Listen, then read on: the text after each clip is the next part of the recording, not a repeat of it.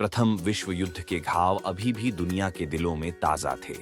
Germany अपमान और गरीबी की जंजीरों में जकड़ा हुआ था।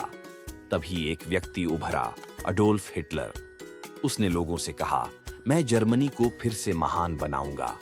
उसकी आवाज में आग थी और आंखों में पागलपन। लोग टूटे हुए थे, इसलिए उसकी बातों पर विश्वास कर बैठे। 1 सितंबर की सुबह पोलैंड की सीमाओं पर टैंक गरज उठे।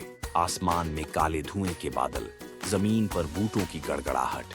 ब्रिटेन और फ्रांस ने गुस्से से कहा, अब बहुत हुआ, और युद्ध की घोषणा कर दी। दुनिया फिर से आग के समंदर में कूद पड़ी।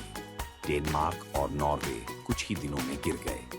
बेल्जियम, नीदरलैंड और लग्जमबर्ग भी राख में बदल गए।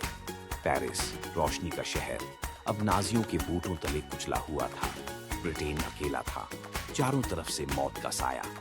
जर्मन हवाई जहाजों ने लंदन पर बम बरसाए, लेकिन ब्रिटिश पायलटों ने आसमान में जवाब दिया, हम हारेंगे नहीं, कभी नहीं। पहली बार हिटलर की ताकत को झटका लगा। जून में लाखों जर्मन सैनिक सोवियत धरती पर टूट पड़े।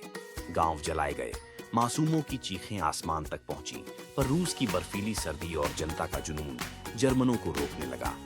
तभी दिसंबर की सुबह जापानी विमान पर्ल हार्बर पर गरजे। बम गिरे, जहाज डूबे, लपटें उठी। अमेरिका अब युद्ध में उतर चुका था।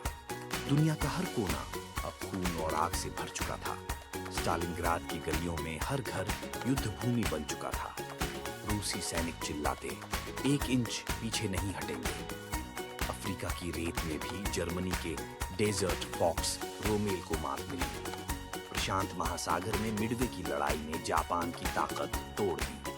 अब किस्मत का पलड़ा धीरे धीरे बदलने लगा। इटली में लोग चिल्ला उठे, मुसोलिनी मुर्दाबाद। इटली ने हार मान ली और जर्मनी अकेला पड़ गया। रूस से लगातार आती खबरें, जर्मन पीछे धकेले जा रहे हैं। हिटलर के चेहरे से जीत का घमंड मिटने लगा। 6 जून की सुबह नॉर्मैंडी का समुंदर हजारों जहाजों और टैंकों से भरा हुआ।